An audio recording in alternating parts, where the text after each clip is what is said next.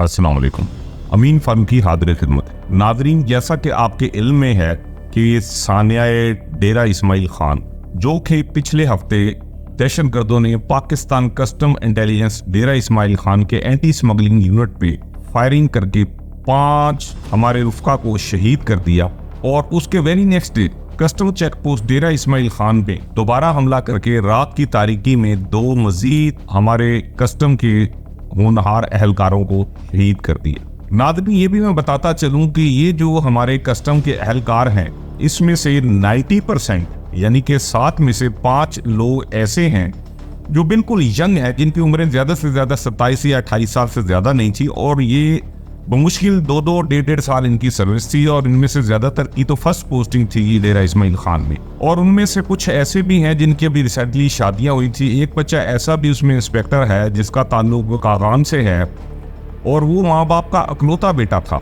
और उसकी वालदा का अभी कुछ महीने पहले ही इंतकाल हुआ था और उस बच्चे की अभी रिसेंटली कुछ माह पहले शादी हुई थी। नाजरीन, इस साने पे ना सिर्फ पाकिस्तान कस्टम के तमाम अफराद जो हैं वो सोगवार हैं, बल्कि पाकिस्तान के जिन जिन लोगों के नॉलेज में ये खबर आई है वो तमाम के तमाम सोगवार हैं। और इस दुख और गम की घड़ी में हम पाकिस्तान कस्टम के तमाम अफराद लवाकीन के अजीज़ो अकारिब के साथ इस दुख की घड़ी में साथ खड़े हैं और दुआ वो हैं कि अल्लाह ताला इन शोहदा के दर्जात बुलंद फरमाए, इनके लवाकीन को सब्र जमील अता फरमाए, आमीन। नाज़रीन, इस साने के अलावा मैं आपको पाकिस्तान कस्टम और खुसूसी कराची की हिस्ट्री का एक कस्टम का बहुत ही अनोखा और अंधा कत्ल के बारे में बताऊंगा। और इत्तफाक से वो जो अंधा कत्ल था वो मेरे बड़े मरहूम भाई शहीद मोहम्मद सलीम फारूकी साहब का था, जो कि मुझसे उम्र में 2 साल बड़े थे, जिनकी इत्तफाक से आज 27 अप्रैल को बरसी भी है और उनको 2001 27 अप्रैल को नामालूम वजूहात की बिना पे बेदर्दी से कत्ल कर दिया गया था। इसके बारे में मैं आपको डिटेल बताऊंगा। आपसे गुजारिश है कि मेरे इस चैनल को लाइक, सब्सक्राइब, शेयर और कमेंट से जरूर नवाजें। नाज़रीन, हुआ कुछ यूं कि मेरे बड़े मरहूम भाई मोहम्मद सलीम फारूकी साहब उन्होंने 1978 में Pakistan central excise and land custom Karachi collectorate join की और 1989 में वो सी कस्टम यानी कि कलेक्ट्रेट ऑफ कस्टम प्रिवेंटिव, जिसको माजी में सी कस्टम कहा जाता था, कराची में वो ट्रांसफर हो गए। और 1992 में यानी कि उस वक्त उनकी गालिबन उम्र 31 ईयर्स थी, तो वो पाकिस्तान के सबसे कम उम्र तरीन सुपरिटेंडेंट कस्टम प्रिवेंटिव सर्विस पे उनकी प्रमोशन हुई। प्रमोशन के बाद मुख्तलिफ जगहों पे वो तैनात रहे और यंग होने की वजह से और तबीयतन भी वो बड़े एनर्जेटिक थे और वालदा मोहतरमा से बेपनाह प्यार करते थे। जैसे होता है कि घर में एक शख्स जो है बच्चों से, एक बच्चे से, मुख्तलिफ बच्चे होते हैं लेकिन एक बच्चे से वो बहुत ज़्यादा प्यार करता है, तो सलीम फारूकी साहब का भी हाल यही था कि वो अपनी वालदा मोहतरमा से वालिद साहब की डेथ के बाद से, बल्कि उस दौर में भी वो बेपनाह इज्जत और रिस्पेक्ट और दिलजोई उनकी करते थे और उनके साथ बहुत अटैच थे। और इसी तरह वालदा साहबा भी दूसरे भाइयों और बहनों की निस्बत इनसे ज़्यादा अटैच थी और वो भी ऐसी ऐसी बातें और गुफ्तगू करते थे जिससे वो वालदा मोहतरमा हमारी जो है बड़ी खुश होती थी और इनको देख देख के लौट पौट होती थी। नादरीन, 2001 फरवरी में इनकी पोस्टिंग उस वक्त के collector of custom preventive Karachi Abdul Waheed Khan साहब ने ड्रग इन्फोर्समेंट सेल में कराची में कर दी। ड्रग इन्फोर्समेंट सेल का भी फंक्शन वही एंटी स्मगलिंग का है, लेकिन इनके पास इशू ये है कि आज भी ज़्यादा ना नफरी होती है, ना इनके पास कस्टम्स की बोर्ड्स जो हैं, जो ऑपरेशनल बोर्ड्स हैं, वो भी इनकी सुपरविजन में नहीं होती। वो होती है एंटी स्मगलिंग। एंटी स्मगलिंग एक प्रॉपर यूनिट है जिसमें नफरी भी पूरी मुकम्मल होती है, उनके पास गाड़ियाँ भी होती हैं, आर्म्ड एम्युनिशन भी होता है और साथ साथ उनके पास बोर्ड्स भी होती हैं। उस दौर में भी पाकिस्तान कस्टम के पास 2 बोर्ड्स थी। तो इनको एक इन्फॉर्मेशन मिली, एक इन्फॉर्मर ने कहा कि साहब डीप सी में असला और शराब और मुख्तलिफ किस्म के बैंड आइटम की एक बड़ी लाद जो करोड़ों रुपए मालियत का जिसके ऊपर सामान है, वो रात की तारीकी में कराची के किसी भी साहली इलाके में स्मगलर्स जो है उसको लाएंगे और उतार के वो ले जाएंगे। जब इनको ये इन्फॉर्मेशन मिली तो इन्होंने वो इन्फॉर्मेशन जब अपने सीनियर ऑफिसर से शेयर करने की कोशिश की, तो साथ ही इन्फॉर्मर ने ये भी बताया कि साहब इसमें एक इशू ये है कि जो उस वक्त के प्रिवेंटिव ऑफिसर, आज भी प्रिवेंटिव ऑफिसर ही उसका बोर्ड्स का इंचार्ज होता है, तो उस वक्त के जो प्रिवेंटिव ऑफिसर हैं बोर्ड्स के, उनको आप ना बताएं। उस वक्त का प्रिवेंटिव ऑफिसर था राजा फरत नाम का प्रिवेंटिव ऑफिसर। उसको बिल्कुल ना पता चले, क्योंकि मुमकिन है कि वो वहाँ पे स्मगलर्स के साथ मिला हुआ हो और कोई ना कोई शरारत की वजह से हमारी इन्फॉर्मेशन जाया जाए। इतनी मेहनत भी करें कि रात में पूरी वो जाएं डीप सी में और फिर कुछ भी ना हो। खैर इन्होंने ऐसे ही किया, सीनियर ऑफिसर से बात की और यही हुआ कि जी उसके नॉलेज में ना लाया जाए। और नीचे जो मेरीन स्टाफ था उसको डायरेक्ट कह दिया गया, डायरेक्शन दे दी गई, सलीम फारूकी साहब जो कहते हैं आप इनकी सुपरविजन में है सुपरिटेंडेंट ड्रग इन्फोर्समेंट सेल की, तो आप इनके साथ मिलकर ये रात का ऑपरेशन जो है उस पर जाए और कोशिश करेंगे वो रात जो इन्फॉर्मेशन इनके पास चल रही है उसको मैच्योर करें। रात की तारीकी में ये लोग गए। होता ये है कि उस वक्त भी आज भी के लिए 2 बोट्स जाती हैं। एक बड़ी बोट है, उसका नाम उस वक्त चैलेंजर था, वो चैलेंजर पे गए और साथ एक छोटी स्पीड बोट जो है जो अच्छी खासी जिसकी स्पीड होती है, तो वो ये रस्सी से बांध के उसको साथ साथ ले जाते हैं और वहां पे ले जाके जब जरूरत पड़ती है तो उसको स्टार्ट करके स्मगलर्स के पीछे, क्योंकि वो बहुत ही स्पीडी होती है तो वो आसानी से स्मगलर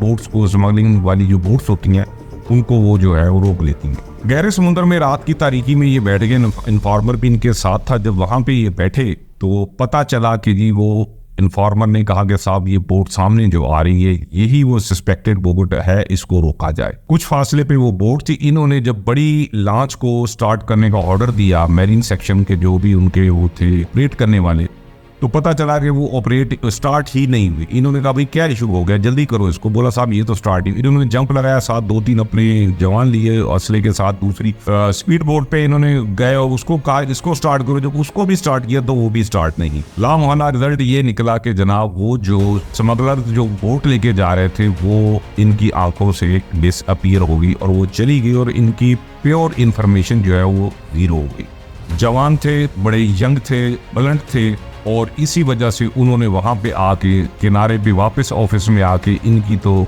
जो करनी थी लोअर स्टाफ की और साथ ही इन्होंने उसको भी एसपीओ को भी बुला के जो राजा फरत था उसको भी क्लास ली। तो उसने कहा साहब मुझे चूंकि एतमाद में नहीं लिया गया इस वजह से मुझे नहीं इसका पता। रिटर्न में इन्होंने कलेक्टर ऑफ कस्टम कंप्लेंट की। उन्होंने इन्वेस्टिगेशन एंड प्रोसिक्यूशन ब्रांच को इनकी एप्लीकेशन भिजवाई। उन्होंने बाकायदा तहकीकात की। इनका राजा फरत का भी बयान लिया। तो राजा फरत ने वहां पे भी स्टेटमेंट ये दी, चूंकि जी मुझे इस पूरे ऑपरेशन में लाइलम रखा गया, मुझे एतमाद में नहीं लिया गया जिसकी वजह से ये हरकत हुई है। और ये भी साथ उसने लिखा कि मुझे इसमें काफ़ी गालम गलोच सुपरिटेंडेंट साहब ने दी है जो कि नहीं देनी चाहिए। तो मुख्तलिफ इस किस्म की जो भी सारी सिचुएशन थी उसने भी अपने रिटर्न स्टेटमेंट वहाँ पे जमा करवा दी। कलेक्टर साहब ने इनको फिर बुलवाया, अब्दुल वहीद खान साहब ने। उन्होंने कहा यार बात ये है कि हमारे पास जो है यही चंद एक लोग हैं जो कि स्पीड बोट या दूसरी बोट्स को जो कस्टम की बोट्स हैं उनको ऑपरेट करते हैं। ये कोई ऐसी चीज़ गाड़ियाँ तो है नहीं जिसको आम ड्राइवर भी या आप भी इस्तेमाल कर सकें।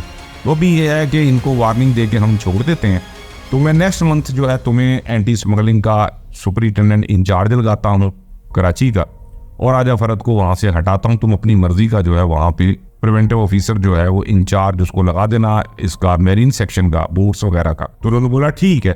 नेक्स्ट मंथ जब फर्स्ट यानी कि वो रहे वहाँ पे और 1 अप्रैल को इनका जब रोस्टर इशू हुआ तो उसमें इनके ऑर्डर थे। राजा फरत को वहां से हटा दिया गया था और ये अपना जाके एंटी स्मगलिंग के इंचार्ज बन के बैठे। जैसे ये बैठे राजा फरत ने आके मुख्तलिफ लोगों के जरिए भी और खुद पर्सनली आके माफी तलाफी की और बिल्कुल जो शिकायतें थी मरहूम सलीम फारूकी साहब की वो दूर कर दी। और करने के बाद बड़ा कहा कि नहीं मैं केसेस करूंगा, ये करूंगा, वो करूंगा। एक गलत फहमी थी मेरे और आपके दरमियान जो कि वो होगी और इंशाल्लाह ये आइंदा नहीं होगी और मुझे वापस आप अब किसी तरीके से वहां पे ले। खैर ये उसी वक्त उठे, अपनी बात को मनवाना जानते थे। सीनियर ऑफिसर के पास गए, वहां पे जाके इन्होंने बात की। खैर मुख्तसर ये कि वो बात मनवा के दोबारा से एक अलग ऑर्डर के तहत राजा फरत को इन्होंने एंटी स्मगलिंग में दोबारा ले लिया। दोबारा जब ले लिया तो अब ये दोबारा अपना काम शुरू कर दिया। इन्होंने भी रोज ये कहें कि भाई तुमने तो बड़े बड़े वादे किए थे कि वो केस दोगे। खैर वो केस नहीं हुआ, चलता रहा। खैर उसके बाद 25 अप्रैल को सुबह शहीद सलीम फारूकी साहब जो है घर से वालदा साहबा से कह के ऑफिस के लिए निकले। जब वो निकले तो जुमेरात का दिन था, वो अपने ऑफिस में गए। दिन में 2-4 दफ़ा वालदा मोहतरमा से क्योंकि बेपना लगाव था और उसी के लिए उन्होंने उनके सराहने उस दौर में लाइन नंबर होते थे, वो टेलीफोन भी रखा हुआ था, तो वो उनसे 2-3 दफ़ा दिन में बात की। करने के बाद शाम में कहा जी कि मैं रात में इंशाल्लाह आ जाऊंगा, खाना आपके साथ ही खाऊंगा बैठ के। वालदा मोहतरमा इंतज़ार करती रही। खैर पता ही बाद में चला जी कि उनकी मिसेज ने उनको बताया कि जी कहीं दावत है तो वहाँ पे जा रहे हैं, फिलहाल खाना वो नहीं खाएंगे। तो वालदा साहब लेट गई, वो भी सो गए।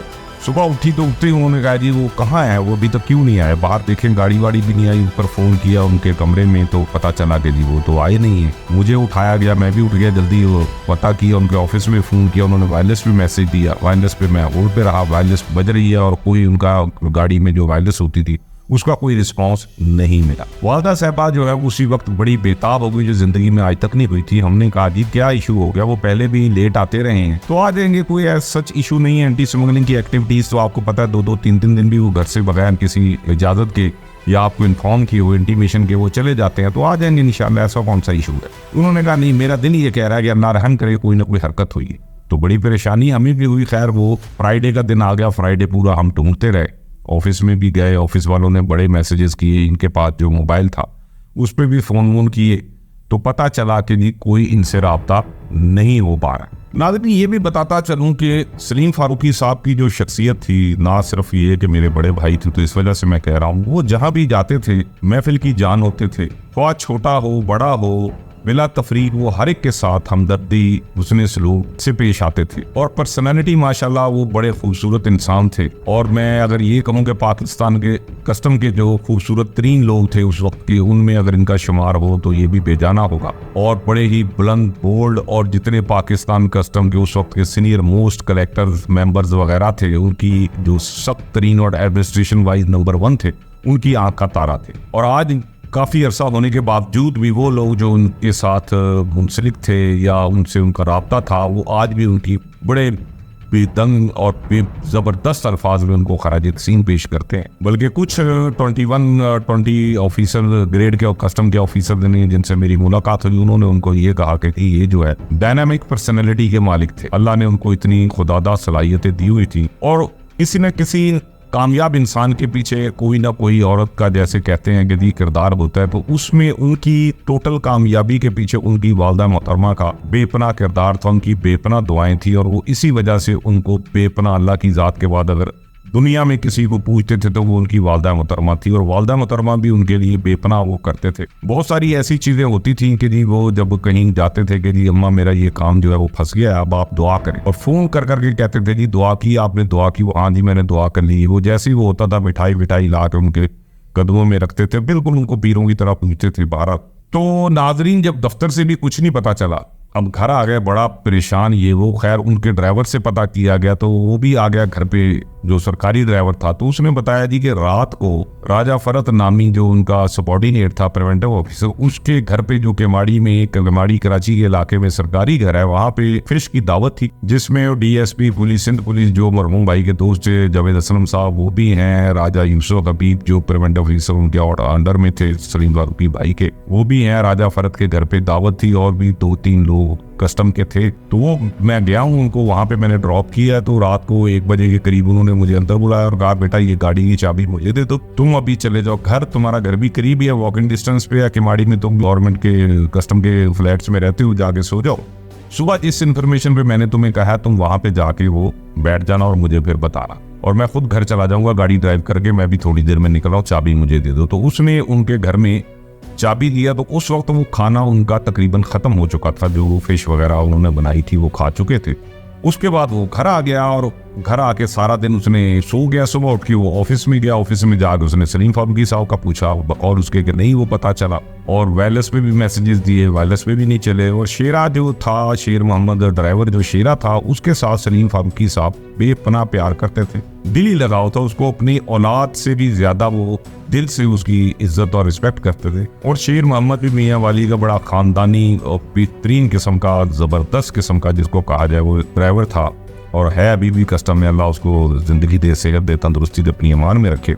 वो घर पे आया, उसने बताया जी छोटे भाई को जी ये पोजीशन है। मैं खैर चला गया नियरेस्ट जो पुलिस स्टेशन था वहाँ गुलजारी हिजरी कराची में, वहाँ जाके मैंने वायरलेस पे भी मैसेज दिलवाया, वहाँ पे रिपोर्ट भी करवाई गई जी इस तरीके से वो हुआ है। और वो ऑफिसर जो थे उनको भी इनके बताया, उन्होंने भी वायरलेस पे दो ढूंढना शुरू करवाया, कोई पता नहीं चला। रात हो गई, तकरीबन 7-8-9 बज गए। तो छोटा भाई मेरा जो है वो और ये शेर मोहम्मद और दीगर जो लोग थे वो ढूंढते ढूंढते राजा फरत के घर पे गए। पता चला जी ताला लगा हुआ है। साथ वाले हमसायों ने बताया कि साहब वो उनके किसी अजीज की तबीयत ठीक नहीं है, तो वो जेलम चले गए। वो उसका ताल्लुक भी जेलम से था, तो जेलम वो चला गया।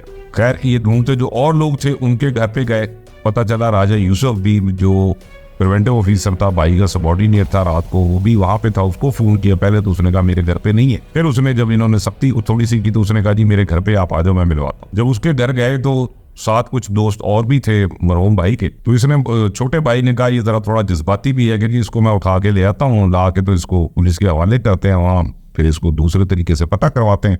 तो उन्होंने कहा यार फारूकी साहब है वो आ जाएगा कल तक, तो इंशाल्लाह ये ऐसा ना हो कोई गलत सिचुएशन हो जाए। खैर उसको मना किया। जब वहाँ गए तो पता चला जी राजा फरज से मुलाकात हुई और वो आंखें नहीं मिला रहा, बड़ा घबराया हुआ है और सर पे बाल बार बार वो कर रहा है और वो बालों को ठीक कर रहा है। तो पीछे जो इलेक्ट्रिक के बटन थे वो भी 2-3 दफा ऑफ हुए, जिससे पूरे कमरे में अंधेरा भी छाया, फिर दोबारा हुआ। क्या सर ये इसने कहा जी कि मैं तो गया था लाहौर, अपना इस्लामाबाद जाना था, कराची एयरपोर्ट पे फ्लाइट का टिकट मुझे मिला नहीं, मैं वापस आ गया तो राजा यूसुफ अभी को कहा ये मुझे छोड़ देगा सुबह वहाँ एयरपोर्ट पे, तो राजा यूसुफ अभी मुझे सुबह छोड़ देगा और ये सरकारी गाड़ी जो मैंने एंटी स्मगलिंग की ली है ये भी इसी के हवाले कर दी है, तो ये छोड़ के तो वापस वो आ जाएगा और इंशाल्लाह कल वो सुबह मिल जाएंगे, ये राजा फरत ने कहा। खैर रात को ये आ गए, ढूंढते रहे इधर उधर, कुछ नहीं पता चला। नादरीन बकिया स्टोरी इंशाल्लाह मैं अपने आने वाले प्रोग्राम पार्ट 2 के नाम से उसमें डिटेल आपको बताऊंगा।